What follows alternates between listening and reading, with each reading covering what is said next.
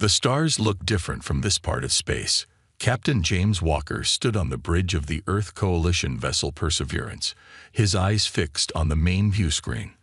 The Vex homeworld hung there like a massive blue-green jewel, surrounded by a web of orbital stations that glinted in the light of its sun.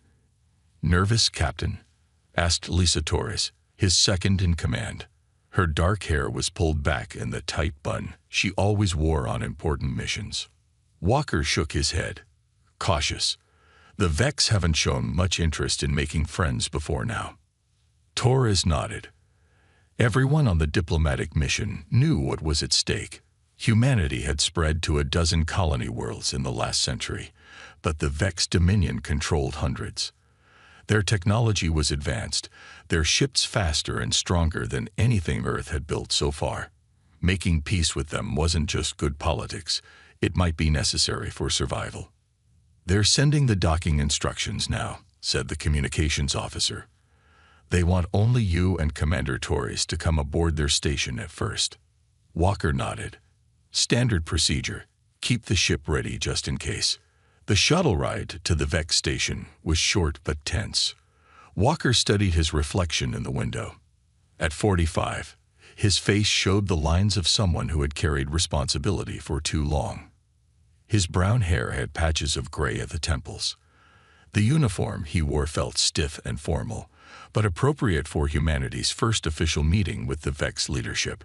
"Remember," he told Torres as they neared the docking bay, "they value directness but consider emotional displays a sign of weakness." "I've studied the briefing materials too, James," Torres replied with a small smile. "I won't embarrass Earth by crying or laughing at the wrong moment." The docking bay was massive, clearly built for ships much larger than their small shuttle. The architecture was all angles and sharp edges, with no curves or soft lines anywhere. It matched what they knew of Vex psychology: practical, efficient, and without concern for comfort or beauty. 5 Vex waited for them. Walker had seen images before, but the reality was more imposing. They stood nearly 7 feet tall, their bodies covered in a hard exoskeleton that looked metallic, but was actually a biological feature. Their 4 arms ended in 3-fingered hands, and their triangular heads housed large compound eyes that seemed to take in everything at once. The one in the center stepped forward. "I am Elder Krill," it said, its voice coming through the translation device with a mechanical flatness. "I speak for the Vex High Command in these discussions." Walker bowed slightly. "Captain James Walker of Earth. This is Commander Lisa Torres. We bring greetings from the Earth Coalition and hope for productive talks." The Vex didn't return the gesture. "Follow," Krill said simply, turning and walking toward a large doorway. The other Vex fell into formation around the humans, not quite guards but definitely watching. The meeting room was large and spare, with a table made of some dark material that looked like stone but felt warm to the touch. Walker and Torres sat on one side, while Krill and 2 other Vex sat opposite. "We monitor your expansion," Krill began without preamble. "Your species grows quickly. 12 worlds in less than a century." Walker nodded. "We seek new homes and resources, but we have no interest in territory claimed by others. That's why establishing diplomatic relations with the Dominion is important to us." Krill's compound eyes seemed to shimmer slightly. "Your technological progress is also rapid. Our data shows your weapons capability has doubled in 20 years. Defensive technology," Torres clarified. "We've had encounters with the Krell that made improvements necessary." One of the other Vex leaned over and made a series of clicking sounds to Krill. The translator didn't catch it, but Walker noticed how Krill's posture stiffened afterward. "We will continue these discussions tomorrow," Krill announced suddenly. "You will be shown to your quarters." Walker frowned. "We had hoped to cover the trade proposal today." "Tomorrow," Krill repeated, standing to signal the end of the meeting. That night, in the sparse quarters they had been given, Walker and Torres discussed the abrupt ending to the talks. "They're worried about something," Torres said, keeping her voice low. "Did you notice how they reacted when you mentioned the Krell?" Walker nodded. The Vex and Krell have their own history, but there's something else going on. I've received 3 messages from different colony worlds about Vex ships being spotted near their space. Scouts? Torres asked. Maybe, but why now, during peace talks? A chime at their door interrupted them. When it slid open, a different Vex stood there, smaller than the others they had seen. I am Miv, it said quietly. A scientist. I must speak with you. Walker gestured for Miv to enter. The alien glanced nervously down the corridor before stepping inside. The High Command has received reports, Miv said without prelude. They believe humans are developing quantum displacement weapons. Walker's eyes widened. That's not true. Those are theoretical concepts only. We have no such weapons program. Others believe differently, Miv replied. There are those who see your species as a future threat that should be addressed now. Torres stepped forward. Are you saying they're planning to attack us during peace negotiations? I say nothing, Miv answered, backing toward the door. I only suggest you prepare for possibilities. After Miv left, Walker tried to contact the Perseverance, but found communications were being blocked. This isn't good, he muttered. 4 hours later, they were awakened by the sound of their door being locked from the outside. Walker tried the communication panel again. Nothing. We're prisoners, Torres said grimly. At that same moment, across space, 3 Vex battle fleets emerged from hyperspace near the human colony worlds of Horizon, New Terra, and Arcadia. Without warning or declaration, they opened fire. On Horizon, Mark Davis was teaching his daughter to fish in the lake near their home when the sky turned red with fire. The orbital defense stations didn't even have time to activate before they were destroyed. On New Terra, the capital city of Hope's Landing had just begun its day when the bombardment started. The governor managed to send one desperate message to Earth before the communications center was reduced to rubble. On Arcadia, the farming colony had no defenses at all. 18,000 people vanished in the first hour of the attack. Back on the Vex station, Walker and Torres felt the subtle vibration as the station's engines powered up. Through their small window, they watched as the Perseverance was surrounded by Vex military vessels. What's happening? Torres asked, though she already suspected the answer. Walker's face was grim. They're making a mistake, he said quietly. One they'll regret for generations to come. On the bridge of the lead Vex battleship, Elder Krill received the reports from the attack fleets.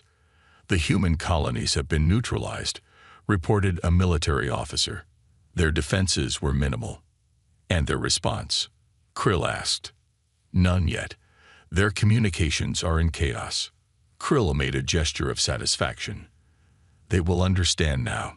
Humans will learn their place in the galaxy, or they will not survive in it. The officer hesitated. Some argue this action was premature. Weakness invites aggression, Krill replied. Remember that.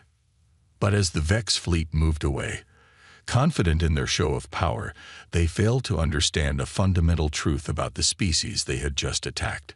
Humans did not forget, and they would not forgive. The hunt was about to begin. Admiral Thomas Reed stood before the remains of Earth's United Defense Council. His uniform was crisp, but his eyes were red from lack of sleep. The emergency meeting room deep beneath Old Denver had been in continuous use for 3 days since the attacks. The final casualty reports are in, he said, his voice steady despite the weight of the news he carried. Horizon, 4.2 million dead. New Terra, 3.7 million. Arcadia, all 18,000 colonists lost. Silence filled the room. The 12 council members stared at the holographic displays showing the ruins of once thriving colonies. And the Perseverance? Asked Councillor Maria Chen, her face pale under the harsh lighting. Reed shook his head. No contact since the attacks began. We must assume Captain Walker, Commander Torres, and the entire diplomatic team have been lost. Robert Patel, the youngest council member, slammed his fist on the table. This was a calculated strike. They met with us in bad faith, while planning to hit our most vulnerable colonies. We agree, Reed said. Intelligence suggests the Vex believe we're developing advanced weapons that threaten them. It appears they chose a preemptive strike rather than diplomatic channels. What's our response? Counselor Chen asked, her voice now hard with controlled anger. The Vex control hundreds of worlds. Their fleet is at least 5 times the size of ours. Admiral Reed straightened to his full height. They believe they've taught us fear, he stated grimly. We will teach them regret. He activated a new hologram showing a complex series of military plans and ship designs. This is the Prometheus Protocol. It was developed after our first encounters with the Krell species as a contingency plan for existential threats. The council members leaned forward, studying the displays. Every shipyard on Earth and our remaining colonies will be converted to military production. Reed continued. All civilian spacecraft larger than 200 meters will be retrofitted for military use. Universal conscription for anyone with spaceflight or combat experience. You're talking about putting our entire civilization on a war footing, Counselor Patel said. Reed nodded. The Vex expect us to cower, to negotiate from a position of weakness. They don't understand what they've done. He pressed a button, and the hologram changed to show a new type of ship design. These are long-range pursuit vessels, faster and more maneuverable than anything we've built before. They sacrifice heavy armor for speed and stealth capabilities. They won't win in direct confrontation with Vex battleships, but they don't need to. What's their purpose? Chen asked. Reed's eyes were cold. To hunt. Across the galaxy, on a Vex prison station orbiting a small moon, Captain James Walker paced his cell. The space was barely large enough for his human frame, clearly designed for species smaller than the Vex themselves. In the cell next to his, Commander Torres sat with her back against the wall, eyes closed but alert. That's the 3rd patrol in the last hour, she murmured as footsteps passed their cells. Something's got them agitated. Walker nodded. They've attacked our colonies by now. They wouldn't have imprisoned us otherwise. Earth will respond, Torres said. Yes, Walker agreed. But the Vex don't understand what that means. The footsteps returned, then stopped outside their cells. The energy field dimmed, and a small Vex appeared. Walker recognized Miv, the scientist who had warned them. Quickly, Miv said, glancing down the corridor. I have disabled surveillance for 3 minutes only. Why are you helping us? Torres asked as they stepped from their cells. The High Command's decision was incorrect, Miv replied, leading them through dimly lit corridors. Not all Vex support this action. Follow me to the shuttle bay. They moved through the station, hiding whenever patrol groups approached. Miv's knowledge of the security systems proved invaluable. The Vex believe humans will submit after the demonstration of force, Miv explained as they reached a maintenance tunnel. Is this accurate? Walker's laugh was bitter. No. Your leaders have made a terrible miscalculation. Humans fought 3 wars among ourselves before we even left our home planet. Torres added, we don't surrender easily. They reached the small shuttle bay where a single transport vessel waited. Miv moved to the control panel and began entering codes. This shuttle has limited range, the Vex explained, but it will reach the communication relay on the 5th moon. From there, you may be able to contact your people. Come with us, Walker said. You've committed treason by helping us. They'll execute you. Miv's head tilted in what might have been resignation. I must return to my duties.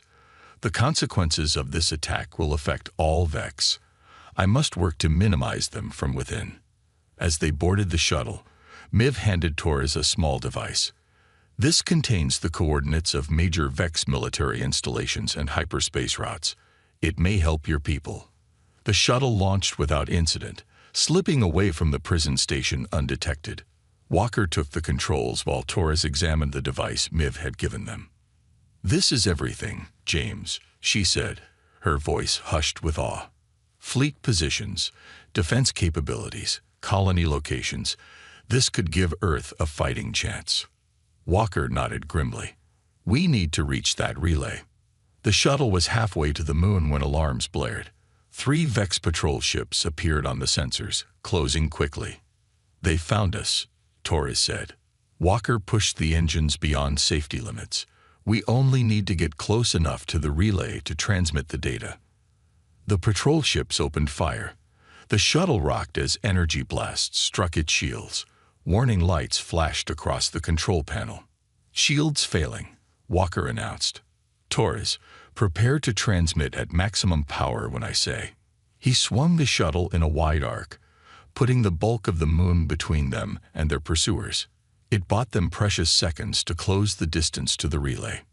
Now, Walker shouted as they came into range. Torres activated the transmitter, sending the contents of Miv's device along with a message from Walker.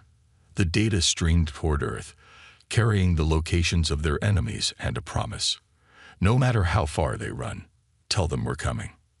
The patrol ships reappeared, weapons firing. A direct hit shook the shuttle violently. The engines died, and emergency systems activated as atmosphere vented from multiple hull breaches.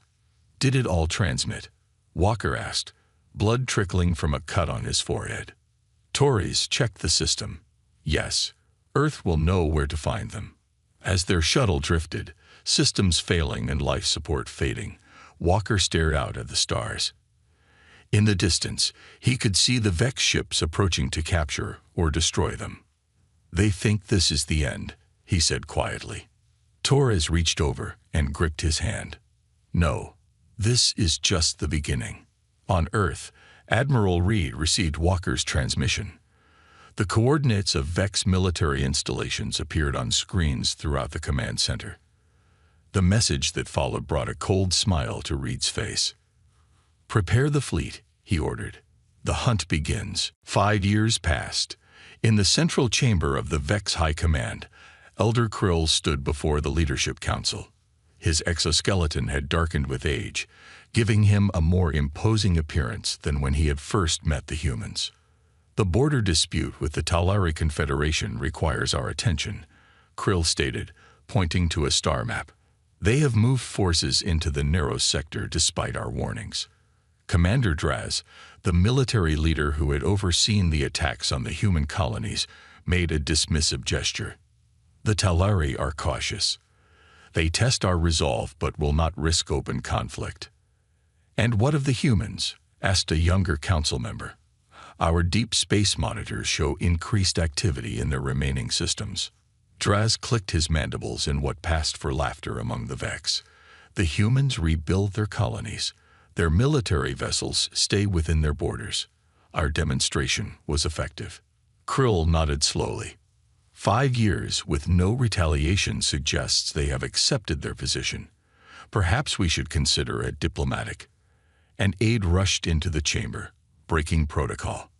Forgive the interruption, the aide said, bowing low. We have lost contact with Mining Outpost 47. Draz straightened. Communications malfunction, most likely. The asteroid belt in that system causes frequent disruptions. No, Commander. We have also lost contact with research stations in the Cora and Vexus systems, all at the same time. The council chamber fell silent. 3 facilities, in different star systems, going dark simultaneously was not a coincidence. Send investigation teams, Krill ordered. Full military escort. Far from the Vex homeworld, Fleet Commander Marcus Denton stood on the bridge of the Earth vessel Nemesis. 5 years of training and preparation had transformed him from a colony defense officer into the leader of humanity's most elite fighting force. Mining outpost neutralized, reported his tactical officer. No survivors, no communication sent. Denton nodded. Transmit the message, then prepare to jump to the next target.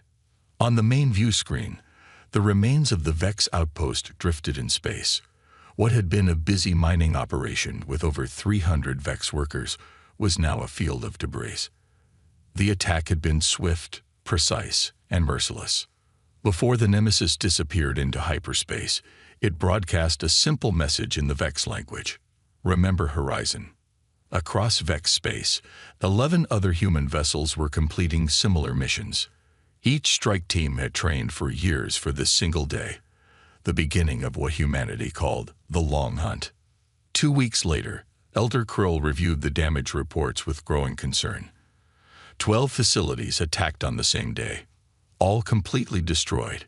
No survivors, no witnesses. The humans, he said quietly.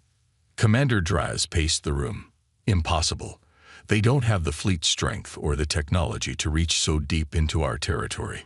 An intelligence officer entered with a data tablet.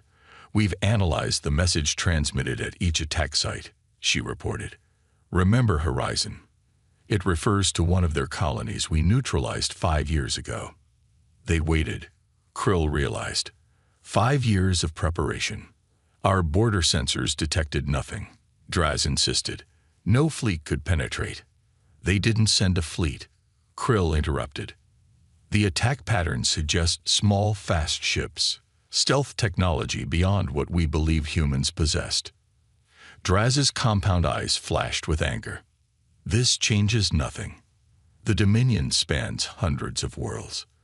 We will increase security at key installations and catch these raiders when they strike again. Krill wasn't convinced. We should open communication channels, offer reparations for the colonies. End this before it escalates. Weakness. Draz slammed his upper arms on the table. We do not negotiate with inferior species who strike from the shadows. Then prepare your forces, Commander, Krill said grimly, because I fear this is only the beginning. On the edge of Vex space, the Nemesis rendezvous with the Vengeance, another ship from the pursuit fleet. Both vessels powered down non-essential systems to maintain stealth. Commander Denton met with Captain Alex Rivera of the Vengeance in a secure briefing room. Phase 1 complete, Rivera reported. All teams hit their targets successfully. Minimal damage to our ships. Denton nodded. The Vex are scrambling to protect their core worlds. They're pulling forces from the outer regions exactly as Admiral Reed predicted. They'll adapt quickly, Rivera warned. Our next strikes will face stronger resistance. That's why we're changing tactics, Denton explained, bringing up a holographic map. Phase 2 isn't about military targets. We're hitting their supply lines, communication relays, and trade routes. Rivera studied the new targets. Economic warfare.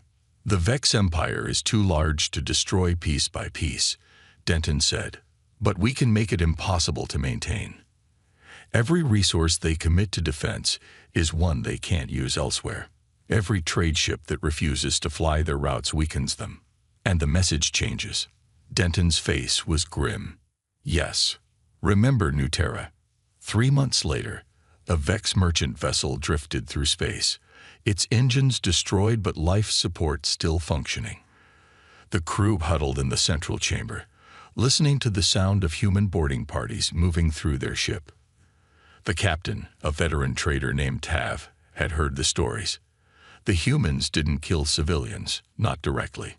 They disabled engines, took navigational data, and left crews stranded for Vex rescue teams to find days or weeks later. The door to the chamber slid open. A human in black combat armor stood there, face hidden behind a reflective visor. Your ship is disabled, the human said in perfect Vex language. Emergency beacon activated.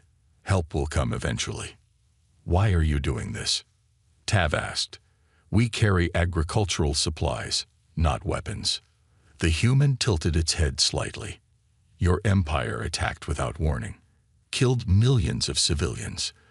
Did you protest then?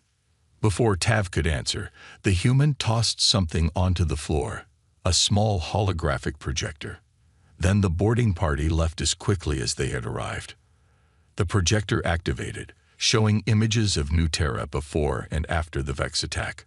The thriving colony reduced to ash and rubble. The message was clear. This was not random violence. This was calculated retribution. By the time Vex rescue ships arrived, the human vessels were long gone, disappeared into the vastness of space to prepare for their next strike.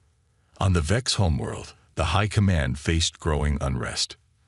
Trade guilds demanded more protection for their ships. Colonial governors requested additional defense forces. Military commanders struggled to predict where the humans would strike next.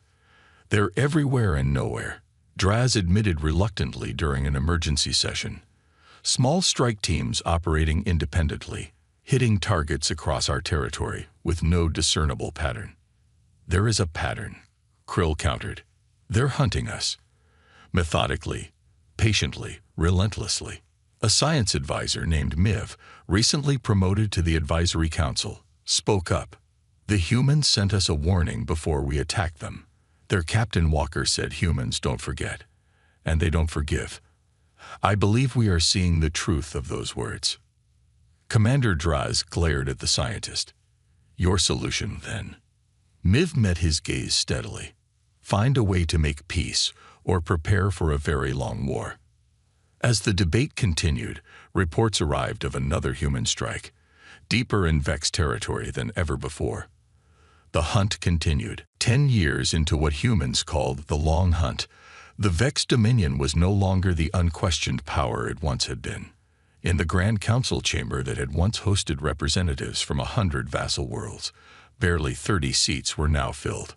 Elder Krill, his exoskeleton now bearing the deep purple hue of advanced age, studied the faces of those who remained. Fear had replaced the arrogance that once characterized these meetings. "The Talari Confederation has formally ended our trade agreement," announced a guild representative. "They claim our shipping lanes are too dangerous. The Rukal have withdrawn from our defense pact," added a military officer. "Their ambassador stated they cannot risk being associated with the Dominion while we are subject to human attention," as they phrased it. Commander Draz, once the proud architect of the attack on human colonies, now looked worn down. The constant stress of failing to stop the human strikes had taken its toll. "Our military resources are stretched to breaking point," Draz admitted. "We maintain heavy defenses at our core worlds and major production facilities, but we cannot protect everything. The outer colonies are essentially on their own." "And still the humans come," Krill said quietly. "Yes," Draz hissed. "Always in small numbers, always striking where we are weakest, always vanishing before we can respond in force." Miv, now a senior advisor, brought up a holographic display. "This shows confirmed human attacks over the past decade. Note how they have systematically targeted our infrastructure, not just military installations, but food production, fuel processing, communication networks." The display showed hundreds of points of light spread across the map of Vex territory, forming a web of destruction that had slowly tightened around their civilization. "They are not trying to defeat us in battle," Miv continued. "They are dismantling our empire piece by piece." A troubled silence fell over the council chamber. "What do they want?" asked a colony governor. "Why haven't they made demands?" Krill's compound eyes dimmed slightly. "Because this isn't about demands. This is about justice. About consequences." Admiral Lisa Torres stood on the bridge of the Earth flagship Retribution. At 52, her hair was now completely gray, but her eyes remained sharp and focused. The decade of war had changed her, hardened her in ways she sometimes didn't recognize. "Status report," she ordered. Her executive officer, Commander Ryan Chen, brought up the tactical display. "Strike Team 7 has completed its mission in the Vex mining sector. Strike Teams 3 and 9 are en route to their targets in the agricultural belt." Torres nodded. "Casualties. We lost 2 crew members on Team 4 when their shuttle malfunctioned," Chen reported grimly. "Total losses remain under 3% of operational forces. It was a remarkably low casualty rate for a decade-long campaign, but Torres felt every loss personally. The pursuit fleet operated with minimal personnel. Each ship carried only what crew was absolutely necessary, making every death significant. The latest intelligence from deep cover operatives suggests the Vex central government is facing serious internal challenges," Chen continued. "At least 3 outer colony worlds have stopped sending resources to the core systems." "The pressure is working," Torres said, studying the map. Red markers showed confirmed successful strikes, while blue markers indicated planned future targets. There were far more red than blue now. "Admiral," Chen said hesitantly, "the crew has been asking, when does this end? We've been hunting the Vex for 10 years. Their empire is crumbling. Their military can barely maintain patrols in their own systems." Torres looked out at the stars. Somewhere out there, 15 years ago, James Walker had died after sending that critical intelligence back to Earth. She wondered what he would think of what they had accomplished and what they had become. "It ends when they understand," she said finally. "Truly understand what they did." In a small chamber adjacent to the Vexed High Command Center, Miv met with a select group of like-minded officials. "The peace faction grows stronger each day," reported one, a regional governor named Lisk. "Even military officers are quietly suggesting it is time to open negotiations with the humans." "Draz and his supporters still control the military," warned another. "They insist surrender is unthinkable." Miv's head tilted in what humans would recognize as a sad smile. Ironic. "They fear appearing weak more than they fear the collapse of our civilization." "What do you suggest?" asked Lisk. "We need to establish direct communication with the humans," Miv said. "Not official channels. Draz monitors those. We need to send a message through the shadows, the same way they reach us." The others shifted uncomfortably. "How would we even contact them?" Miv activated a small device. "I've been studying their attack patterns. There's a logic to them, a rhythm. I believe I can predict where they will strike next. If I'm right, we can be waiting with a message, not weapons." 2 weeks later, a human strike team boarded what appeared to be an abandoned Vex research station. Led by Captain Miguel Santos, the team moved through darkened corridors with practiced efficiency. "Life signs," Santos asked his sensor operator. "Just one," came the reply. "In the central lab. Not moving." Santos signaled for caution as they approached the lab doors. What they found inside was unexpected. A single Vex, standing unarmed in the center of the room. "I am Miv," the Vex said. "I have been waiting for you." Santos kept his weapon trained on the alien. "This station was supposed to be empty." "It is, except for me." Miv carefully raised one hand, holding a data crystal. "I have a message for Admiral Torres. From those of us who seek peace." Santos hesitated. "This wasn't in the mission parameters. I knew Captain Walker and Commander Torres 15 years ago," Miv continued. "I helped them escape after the attack on your colonies. Now I seek to finish what I started then." After a moment's consideration, Santos lowered his weapon slightly. "What's on the crystal?" "An offer. And the access codes to bypass the defenses around our homeworld." Miv set the crystal on a table between them. "The time has come to end this hunt, one way or another." Back on the Vex homeworld, Commander Draz burst into Krill's private chamber without announcement. "Traitors," he snarled. "The peace faction has gone too far this time." Krill remained calm. "What has happened?" "Someone has transmitted security codes to the humans. Our long-range sensors have detected a single human vessel approaching the homeworld, somehow bypassing our outer defense grid." Krill's compound eyes flickered with what might have been hope. "Perhaps it's time we listen to what they have to say." Draz's mandibles clicked in fury. "You've lost your nerve, old one. I've ordered the planetary defense batteries to destroy the human ship on site." As he stormed out, Krill moved to his communication panel. The future of the Vex race might depend on what happened in the next few hours. The final confrontation was about to begin. The human vessel diplomacy drifted in high orbit above the Vex homeworld. Despite its name, the ship was heavily armed, a necessary precaution even when carrying an olive branch. On the bridge, Admiral Lisa Torres stood with her hands clasped behind her back, studying the blue-green planet below. 15 years had passed since she had last seen this world, when she and Captain Walker had come as peaceful representatives of humanity. "Multiple targeting systems have locked onto us," reported her tactical officer. "Planetary defense batteries are powering up." Torres nodded calmly. Hold position. Shields at maximum, but do not power weapons. Let's see if Miv's friends can keep their promise. Minutes ticked by intense silence. The crew watched their sensor displays, ready to jump to hyperspace if the defense is fired. Incoming transmission, announced the communications officer. On screen, Torres ordered. The main view screen flickered to life, showing the aged face of Elder Krill. Torres recognized him immediately, though his exoskeleton had darkened considerably with age. Admiral Torres, Krill said, his voice carrying a note of surprise. You survived. I did, Torres replied evenly. Captain Walker did not. He died ensuring that we would find you, no matter how long it took. Krill's compound eyes dimmed slightly. I see the humans have sent their most dedicated hunter to discuss peace.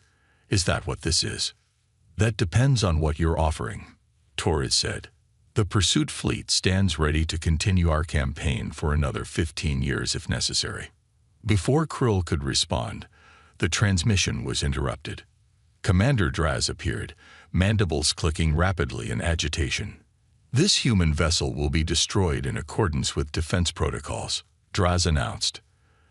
The order has already been given. Krill turned away from the camera. I have overridden that order as head of the High Command.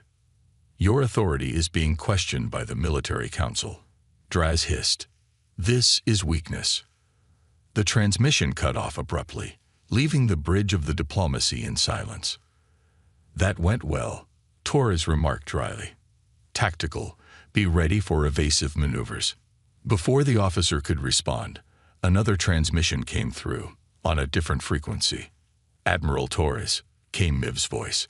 I apologize for the confusion. Please hold your position. Elder Krill is securing your safe passage to the surface. Recent events have accelerated the political situation here. Torres raised an eyebrow. Recent events. Your arrival coincides with what some are calling a governmental restructuring. Miv replied carefully. Commander Draz is finding his support rapidly diminishing. Torres allowed herself a small smile. I understand. We'll maintain position and await further instructions. 6 hours later, Torres led a small delegation from the shuttle bay of the Vex Central Government Complex. Unlike her first visit 15 years ago, this time she was accompanied by an honor guard of Earth's finest soldiers and diplomats. The Vex greeting party was led by Elder Krill and Miv. Notably absent was Commander Draz or any of his military faction. Welcome to the homeworld, Krill said formally. This time, under better circumstances, we hope. That remains to be seen, Torres replied. They were escorted to a grand chamber where representatives from throughout the Vex Dominion had gathered. Many seats remained empty, a visual reminder of how far the once mighty empire had fallen. Krill addressed the assembly. 15 years ago, our military leaders ordered an attack on human colonies. We believed it was a demonstration of strength. Instead, it revealed our greatest weakness, our failure to understand the species we were dealing with. Murmurs ran through the gathered Vex. The humans did not respond as expected, Krill continued. They did not counterattack in force. They did not sue for peace. Instead, they hunted us.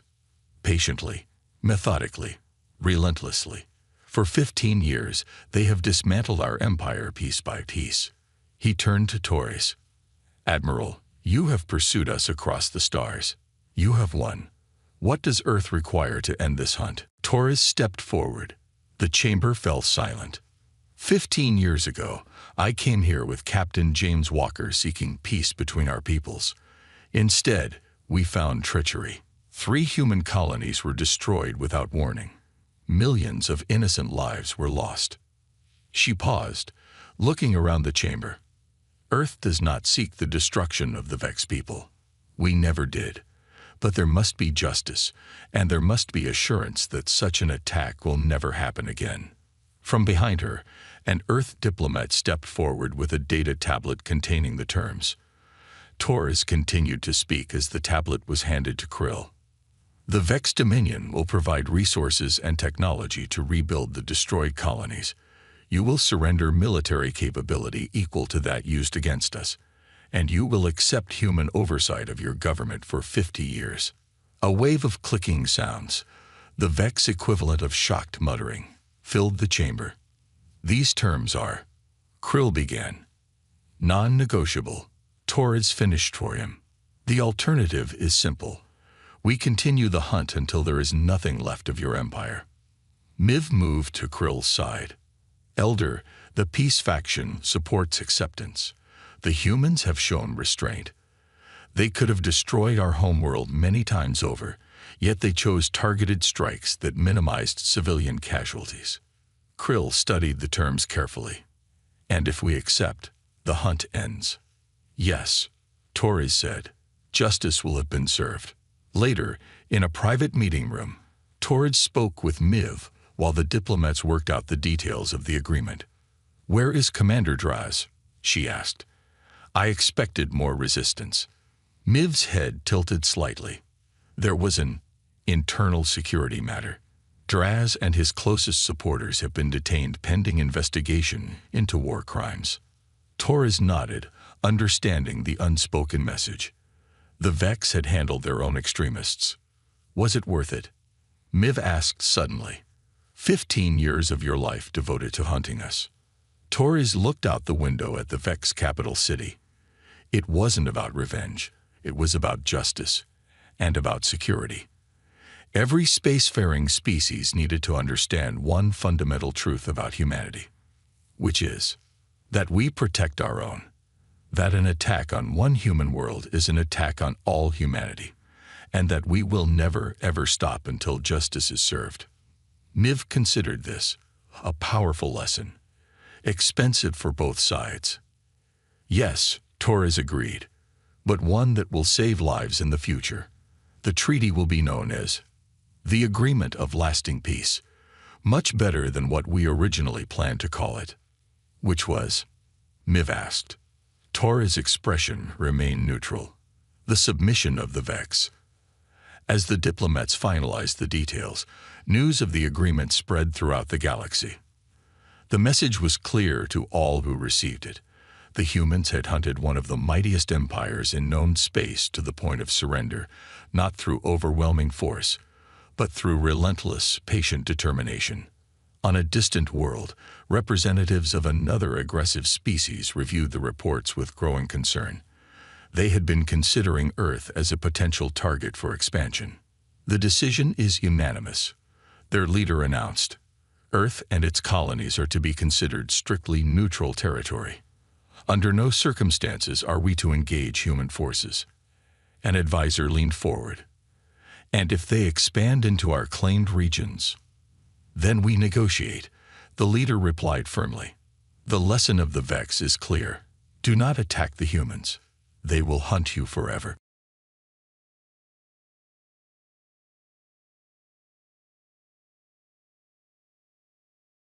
The massive alien ship darkened the sky as it approached Earth's orbit. Its hull was scratched and dented, bearing the marks of countless space battles. This was no diplomatic vessel or trading ship. It was a garbage truck. Captain Jack Reed watched from the observation deck of Orbital Station Echo as the alien vessel opened its cargo hold. A cloud of space junk tumbled out, broken engine parts, twisted metal panels, shattered computer cores, and other bits of technology Reed couldn't even name. Another delivery from our generous galactic neighbors, he said dryly. Lisa, his second-in-command, stepped beside him. Third one this week. The Galactic Council must be cleaning house. Reed nodded. 10 years ago, when humans first achieved faster-than-light travel, they'd been shocked to discover they weren't alone in the universe. Even more shocking was learning their place in the cosmic order. Earth wasn't invited to join the Galactic Council as equals. Instead, it was designated as Disposal Zone 7, the bottom of the interstellar hierarchy.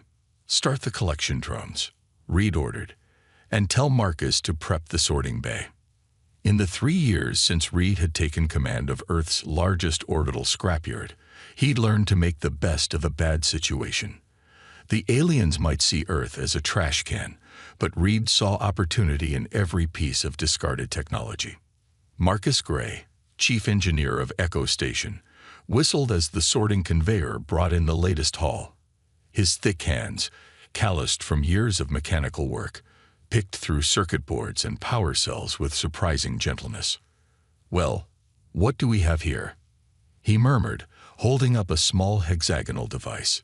It was barely larger than his palm, made of a dark metal that seemed to drink in the light. When he turned it over, faint blue lines pulsed across its surface like veins. He set it aside in a special container that already held 6 similar devices found in previous deliveries. The container was marked Whispers, named for the faint, almost inaudible hum the objects made when placed near each other. In her lab 2 decks below, Dr. Emma Torres frowned at her computer screen. Something wasn't adding up. She'd been analyzing the junk deliveries for patterns, looking at which alien species delivered what and when. The data showed something strange. Computer, display all deliveries from the Arcturus sector, last 6 months. The screen filled with dates, ship IDs, and manifest listings. Emma's eyes narrowed. Why would the Krell battleships be dumping navigation systems? They're at war with the Dovan Republic. They should be keeping every advantage. She pulled up another file. And why are the Dovans discarding quantum shielding units during the same conflict? A knock at her door interrupted her thoughts. She looked up to see Reed standing there. "Got a minute, Doctor?" he asked. "Actually, I'm glad you're here," Emma said, gesturing to her screen. "I think something weird is happening with our trash deliveries." 2 hours later, Reed called an emergency meeting in the station's secure conference room. Present were Lisa, Marcus, Emma, and Tom Blake, the station's security chief. "I believe we're being used," Reed said bluntly. "Dr. Torres has found patterns suggesting the alien garbage drops are too organized to be random." Emma nodded. "Certain technologies are being systematically discarded by multiple species, often components that should be valuable to them. And there's this." She displayed a hologram showing the hexagonal devices Marcus had collected. "These components all connect to each other, creating what looks like a network. But they've been delivered by 6 different species over 8 months. That's no coincidence," Blake said, his security training making him instantly suspicious. Marcus scratched his beard. "Those whisper devices give off energy readings unlike anything in the Council's published tech catalogs. Why dump advanced tech on a backwater planet like ours?" Reed's communicator beeped. "Captain, we have an unauthorized shuttle approaching Docking Bay 3. Came the voice of the station's traffic controller. Blake was on his feet immediately. "Security teams to level 3. The alien who emerged from the shuttle was tall and thin, with pale blue skin and 4 arms. He wore no council insignia or species markings. "I am Vex," the alien said in perfect English. "I must speak with Captain Reed. Immediately. Privately." After a thorough security scan revealed no weapons, Reed agreed to meet with the visitor alone. "You have been collecting the whisper nodes," Vex said without preamble once they were behind closed doors. Reed kept his face neutral. "I don't know what you're talking about." Vex made a sound like gentle laughter. "Please, Captain, I helped design the delivery schedule. Certain factions within the Council have been working to help humanity without the others knowing. Why would anyone on the Council help us? They treat Earth like a cosmic landfill." "Politics," Vex said simply. "The Council is not united. Some of us believe humanity has potential. Others fear that potential and work to keep you weak. The trash designation was their idea. Keep humans busy sorting garbage while limiting your access to advanced technology." Reed leaned forward. "But you've been hiding technology in our garbage." "Precisely. Technology the Council banned centuries ago. Technology that could change everything." "What exactly are these whisper nodes?" Vex's 4 hands made a complex gesture. "They are components of a detection system that operates on principles your scientists haven't discovered yet. When properly assembled, they can hear the movements of ships across vast distances, see through cloaking fields, detect communications thought to be secure. Reed's mind raced with possibilities. Why give this to us? Because war is coming, Captain Reed. The Council majority has decided Earth has too much potential and too few defenses. Some want your resources, others want your labor. None plan to ask permission. And what do you want? Vex's alien face showed something like sadness, balance, change. For too long, the older species have kept the younger ones down. Perhaps it is time for that to end.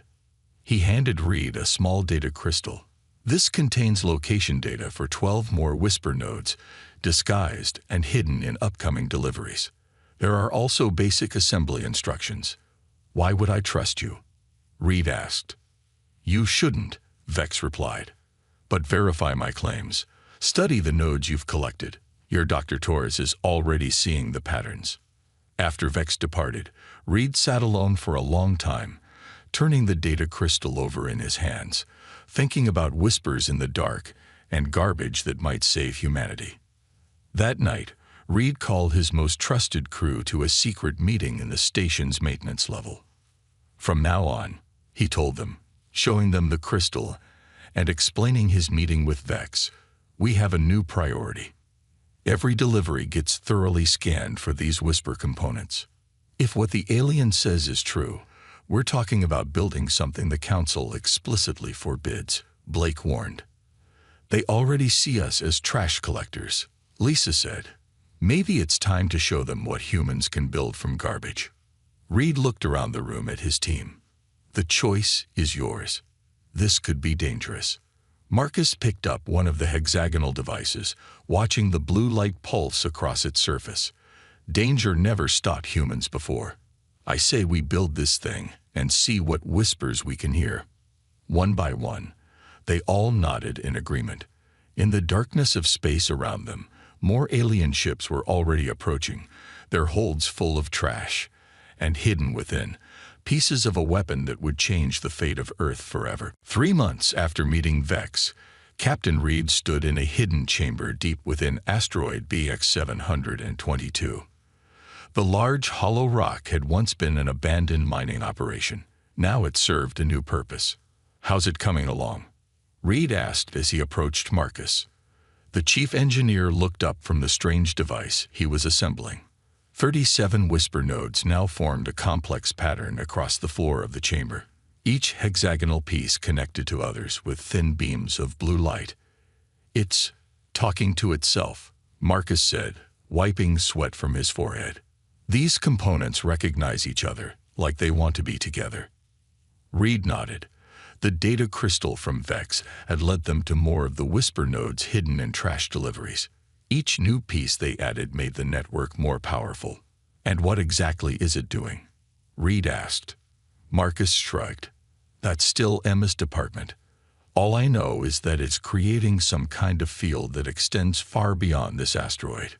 In another section of the asteroid, Emma Torres stared at screens filled with data. Behind her, a wall displayed a three-dimensional map of nearby space. Small dots of light moved across it, ships traveling through the solar system. Look at this, she said as Lisa entered the room. Lisa approached the display. Those are Council patrol ships, right? Yes, standard patrols that pass through our system every week. Emma tapped a few keys, and suddenly new dots appeared on the screen. Smaller, fainter. And these are ships that shouldn't be there at all. Lisa's eyes widened. Cloaked vessels. The Whisper network can see them. Emma nodded. It's picking up ripples in what Vex called subspace, the layer of reality ships use for faster-than-light travel. Nothing can move through subspace without creating ripples, and the Whisper network detects those ripples. Like seeing the wake of an invisible boat, Lisa said. Exactly. And it gets better. Emma zoomed the display out to show a much larger area of space. We're picking up echoes from as far as the Arcturus sector. The network hears every whisper between the stars. Fleet Admiral Diane West was not easily impressed. As the highest-ranking officer in Earth's defense forces, she had seen her share of scientific breakthroughs. But what Reed showed her that day made even her stern face show surprise. "You built this from alien garbage?" she asked, walking around the whisper network that now filled the asteroid chamber. "Yes, Mom," Reed replied, "with help from an alien informant." "And you trust this?" "Vex. I trust what I can verify. Admiral, the network works. It sees what our sensors can't. It hears what no one else can hear." Admiral West stopped walking and faced Reed. "Do you understand what you've done, Captain? You've built an intelligence-gathering system beyond anything the Council has allowed us to have. If they find out, they'll destroy it," Reed finished, "and possibly us along with it. But we need to know what's happening out there." Vex wasn't wrong about one thing. The Council members don't all have our best interests at heart. After a long moment, West nodded. "This operation is now classified under Black Star Protocol. Official support. Complete deniability." Tom Blake sat alone in his security office on Echo Station, reviewing footage from a Council inspection ship that had visited that morning. The lizard-like aliens had spent hours searching the station, claiming they were looking for prohibited technology transfers. They had found nothing, of course. All the Whisper components had been moved to the asteroid base weeks ago. But the timing of the inspection worried Blake. His computer beeped. It was a secure message from one of his sources in Earth's diplomatic corps. Council requesting permission for expanded military exercises near Saturn. The message read, "Unprecedented fleet size proposed." Blake frowned. Why would the Council need military exercises in Earth's solar system? And why now? "They're tracking our movements," Reed said during the next team meeting at the asteroid base. "Blake's report confirms they're suspicious." "But they don't know about this place," Lisa said. "The inspection team found nothing." "Maybe not, but they're not stupid," Marcus added. "They've delivered this tech to us, piece by piece. They must suspect we're doing something with it." Emma brought up the space map, now showing a large collection of dots near Saturn.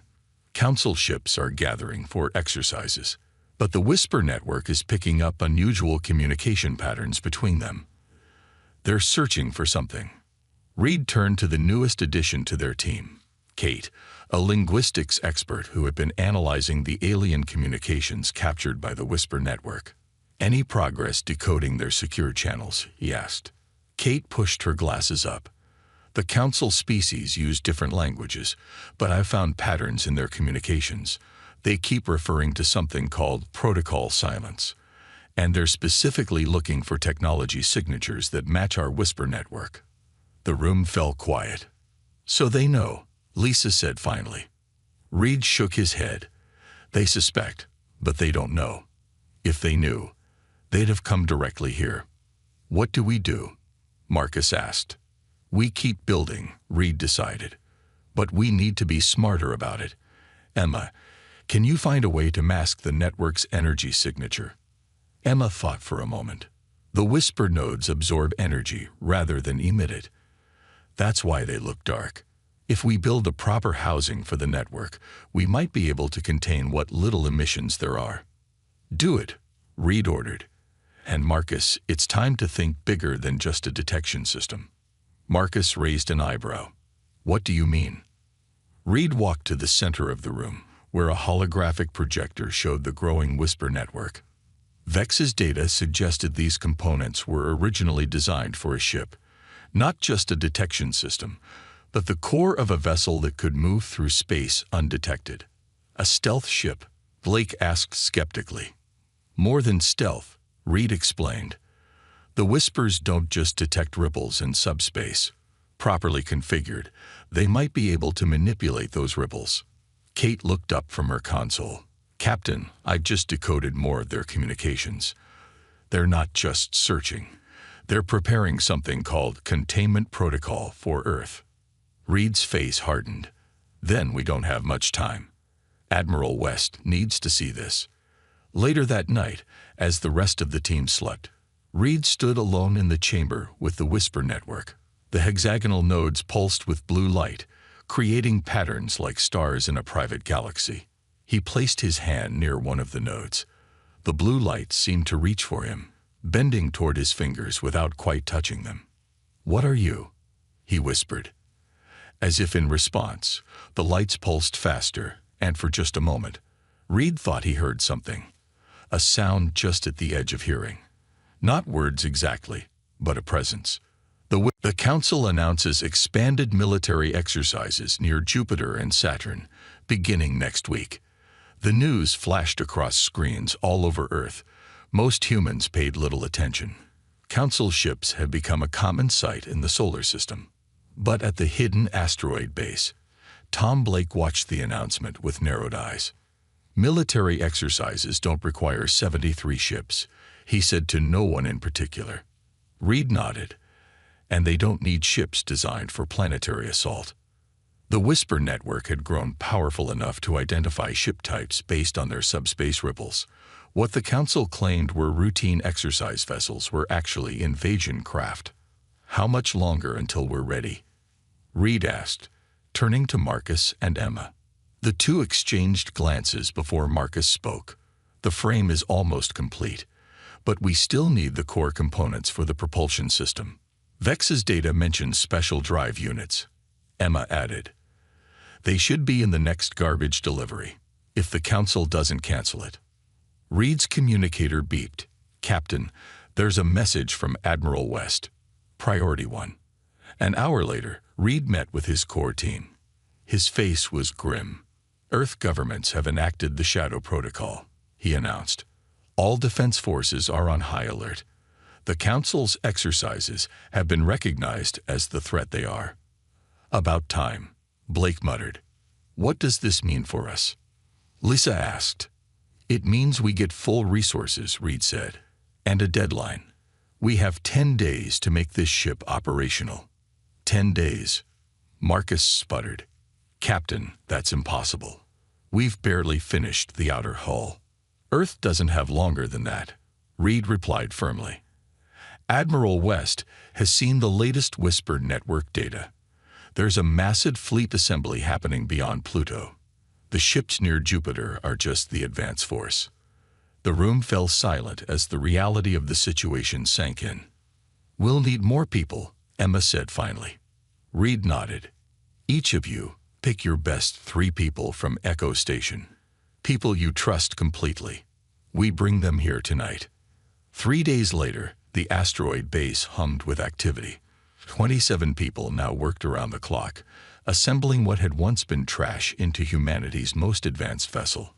In the main construction bay, the ship was taking form. It was unlike any human craft. Sleek and black, its hull seemed to drink in light rather than reflect it. The shape was oddly organic, like a predator from the deep ocean. Marcus supervised a team mounting the last of the Whisper nodes into a spherical chamber at the heart of the vessel. "Careful with that," he shouted as a technician nearly dropped one of the hexagonal devices. "Each one is irreplaceable." Nearby, Emma and Kate worked on integrating their findings into the ship's systems. "The Whisper network isn't just a detection system," Emma explained to Reed as he checked on their progress. "It's a way to move through subspace differently than normal ships." "Different how?" Reed asked. Kate looked up from her computer. "Normal ships punch through into subspace, creating those ripples we detect. But these Whisper nodes, they slit between the layers of reality. Like a ghost passing through a wall." "A ghost ship," Reed mused. "More like a shadow," Emma corrected. "It moves through the dark places between stars without disturbing them. That's why the Council banned this technology. A ship like this could go anywhere, hear anything, and never be detected. Unless you know exactly what to listen for," Reed finished the thought. On the 6th day, the garbage delivery they were waiting for finally arrived at Echo Station. Blake personally supervised the collection and sorting, finding the drive components hidden among broken engine parts from a Krell battleship. By the time he returned to the asteroid, the Council had announced that their exercises would be extended and expanded.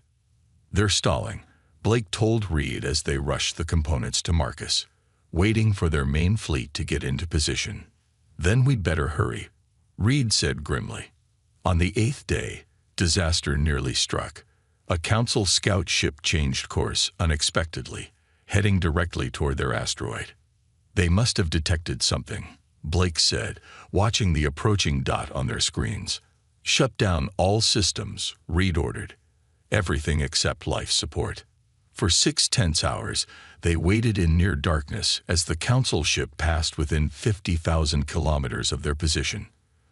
Only the Whisper network remained partially active, its components absorbing energy rather than emitting it. "They're moving away," Lisa finally reported. Reed breathed again. "They didn't see us, but they were looking for something. We're running out of time." On the 10th day, Admiral West arrived personally to inspect their progress. The ship, now named Nightingale, after the Earth bird known for its beautiful song in darkness, was nearly complete. "It doesn't look like it could stand up to a Council destroyer," the Admiral observed, walking around the Nightingale's sleek hull. "It's not meant to," Reed explained. "The Nightingale doesn't fight conventionally. It moves where other ships can't go and sees what they can't see." West nodded slowly. "Our intelligence suggests the Council will begin their actual invasion in 3 days. Will it be ready?" "It has to be," Reed replied. That night, as final preparations continued, Reed found himself drawn to the core chamber of the Nightingale. The Whisper nodes now formed a perfect sphere at the heart of the ship, pulsing with blue light. As he approached, the light seemed to reach out to him, just as it had done before. "What are you trying to tell me?" he whispered. This time, the response was stronger. Not words, but impressions. Danger, urgency, and something else. A sense of recognition. As if the technology itself had been waiting for this moment. Reed placed his hand near the sphere, and the blue light danced around his fingers. In that instant, he understood something crucial. "You were made for us," he said softly. "The people who created you. They knew we would find you." The lights pulsed in what almost seemed like agreement. Behind him, Lisa cleared her throat. "Captain, the crew is assembled. We're ready for your briefing." Reed turned, a new determination in his eyes. "Tell them the Nightingale launches in 12 hours. We're taking her out for her first test flight." "So soon?" Lisa asked, surprised. Reed nodded, looking back at the Whisper core. "She's ready, and I think she's eager to fly." The Council believed they had given Earth nothing but trash. Instead, humans had built something that whispered in the dark. And soon, those whispers would become a roar that would echo across the stars. "Final systems check complete," Lisa reported from her station on the Nightingale's bridge. "All Whisper nodes are operating at full capacity." Reed nodded, settling into the captain's chair. The bridge was unlike any on a standard Earth vessel. Instead of screens and control panels, Whisper tech interfaces glowed with soft blue light. The walls themselves seemed alive, showing the space around them, as if the ship's hull were transparent. "Engine status?" Reed asked. "Ready," Marcus replied from the engineering station. "But I still don't fully understand how they work. These aren't engines in the normal sense. They don't push or pull, they slide." "Weapons?" Reed continued. Blake frowned at his console. "We have standard defense systems, but they're almost an afterthought. This ship wasn't built primarily for combat." "No," Reed agreed. "It was built for something else." He turned to Emma. "Detection range." Emma's eyes widened as she read her display. "It's impossible. We're picking up ship movements across half the solar system. I can even detect communication signals from the Council homeworlds." "Then it's time." Reed took a deep breath. "Helm, take us out. Slow and steady." For a ship cobbled together from discarded alien tech by human engineers, with minimal understanding of its principles, the Nightingale moved with surprising grace. It slipped out of the asteroid's shadow and into the void. "No alarms from nearby Council ships," Blake reported. "They don't see us. Increase speed," Reed ordered. "Let's see what she can do." The Nightingale accelerated smoothly, reaching speeds no human ship had achieved inside a solar system. Yet it produced no exhaust flare, no radiation signature, no detectable emissions of any kind. "We're approaching Jupiter," Lisa announced. "Council military exercises are ongoing in this sector." "Perfect," Reed said. "Take us closer. I want to see if they can detect us at close range." The Nightingale glided silently toward the massive form of Jupiter. Around the giant planet, dozens of council ships maneuvered in what appeared to be battle formations. "They're practicing planetary approach vectors," Blake observed grimly. "Invasion patterns." As they watched, a council command ship emerged from behind one of Jupiter's moons. It was massive, easily 10 times the size of the Nightingale. "Hold position," Reed ordered. "How close are we?" 50 kilometers, Lisa replied. "Well within their standard detection range." "And they've got no idea we're here," Marcus added with a note of wonder in his voice. Reed studied the council ship through the Nightingale's transparent walls. "Emma, what can you tell me about their communications?" Emma was bent over her station, focusing intently. "I'm picking up everything. Internal ship communications, orders to the fleet, even personal messages between crew members. The whisper nodes aren't just hearing them. They're translating in real time." "And?" Reed prompted. Emma looked up, her face pale. "It's not exercises, Captain. It's staging. The main fleet is almost in position beyond Pluto. They're planning to attack in less than 48 hours. Targets: major population centers first, then military installations." Emma swallowed hard. "They're talking about resource extraction and population management. They're not planning to destroy Earth. They want to harvest it." A heavy silence fell over the bridge. "There's more," Kate added from her station. "I've been analyzing their secure transmissions. The Council isn't united on this. There's a group called the Syndicate pushing for the invasion. They want Earth's resources and humans as labor for their colonies." "Like Vex said," Reed murmured. "Politics." "Captain," Blake interrupted, "I'm detecting a shift in the Council ship's sensor array. They're running a deep space scan on this sector." "Can they see us?" Reed asked sharply. "I don't think so," but Blake was cut off by a sudden alarm. "They've launched scout ships, 4 of them, heading in our direction." "Time to test the Nightingale's true capabilities," Reed said calmly. "Marcus, activate the Whisper Core fully." Marcus hesitated. "Sir, we haven't tested it at full power yet. The effects could be—" "Understood. Do it anyway." Marcus nodded and adjusted controls on his panel. In the center of the ship, the sphere of whisper nodes pulsed brighter. The blue light spread through the ship's systems, and the bridge illumination dimmed momentarily. "What's happening?" Lisa asked. Reed felt a strange sensation, as if the ship itself had become less solid. The transparent walls showing the space around them took on a ghostly quality.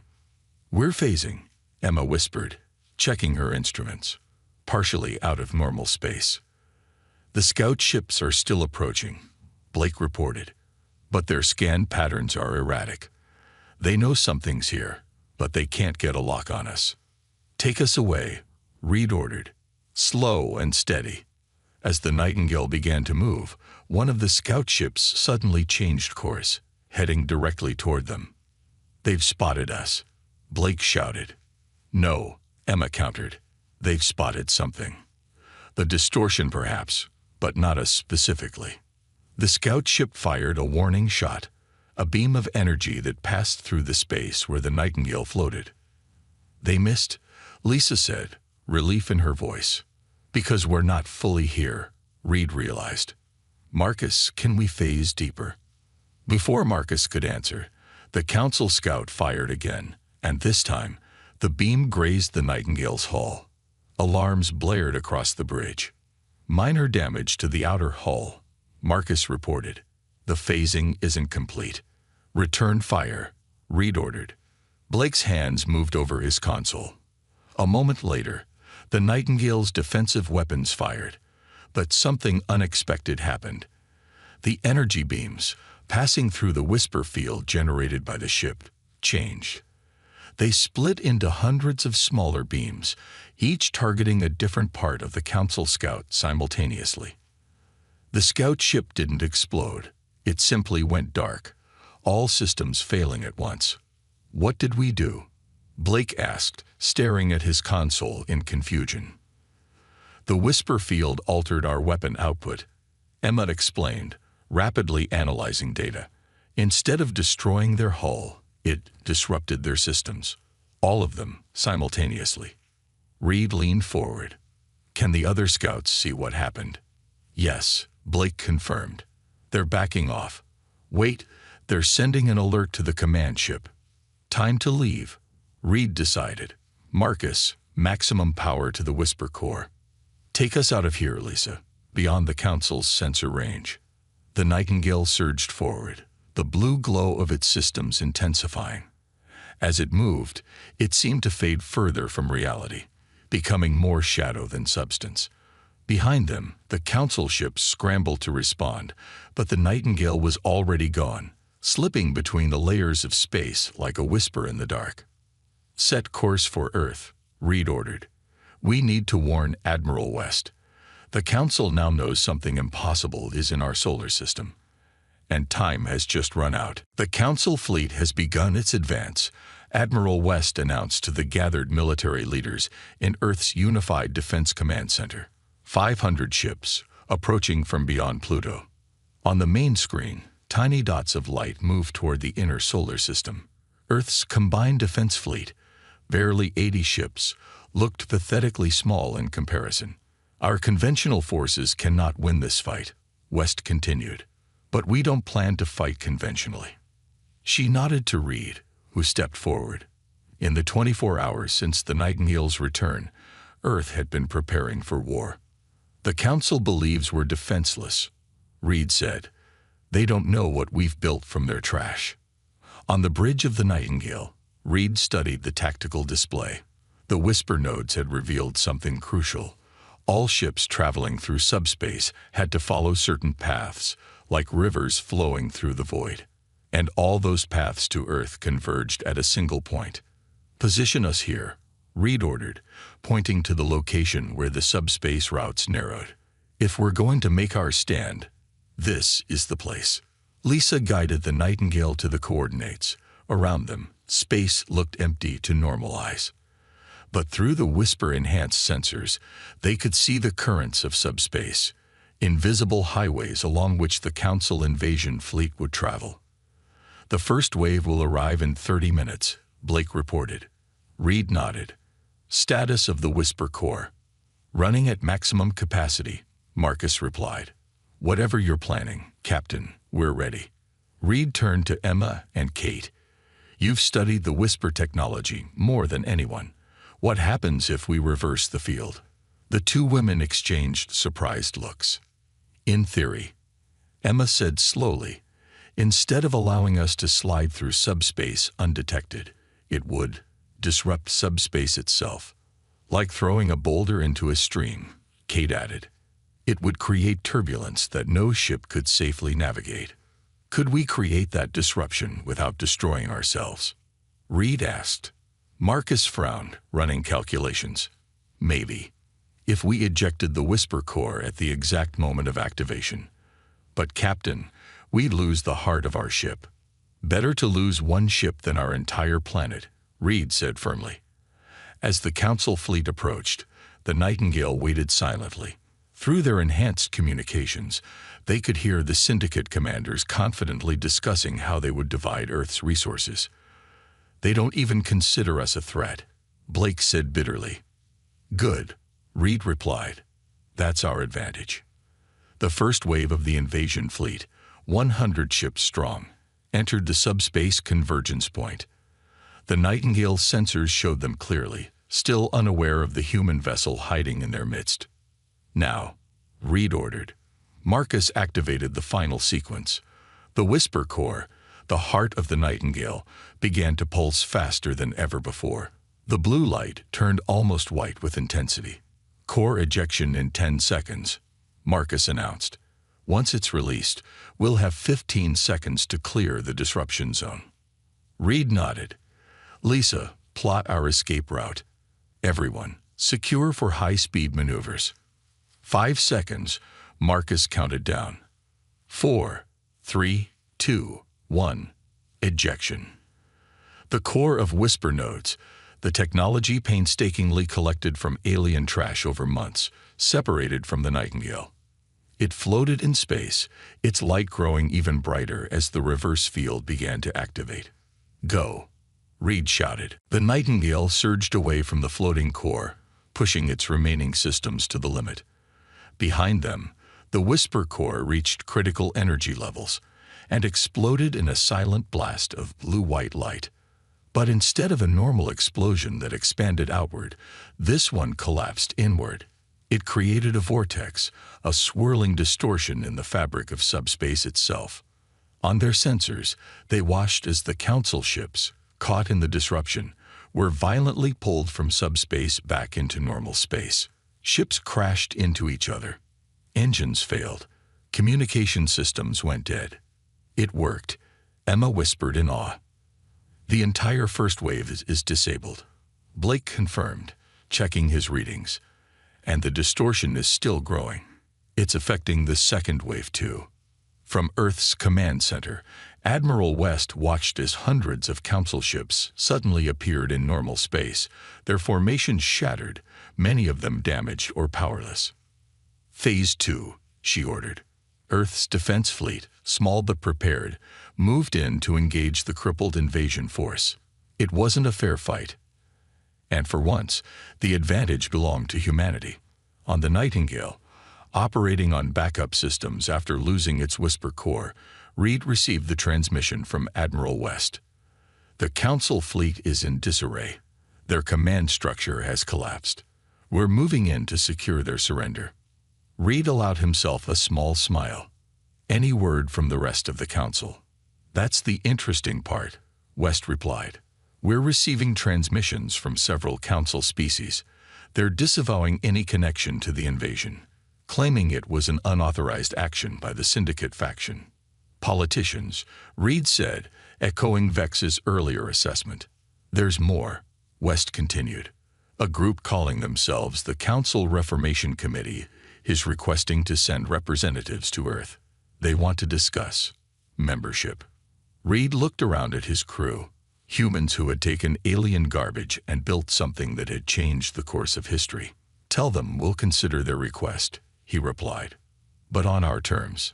3 months later, Reed stood in the rebuilt Whisper core chamber of the Nightingale. After the battle, Vex had emerged from hiding, bringing with him other alien allies and more Whisper technology. The Syndicate thought they were being clever. Vex explained as technicians installed new, more advanced Whisper nodes, giving primitives trash, keeping them busy sorting garbage while planning to take their world. They didn't expect us to build something like this, Reed said, gesturing to the ship around them.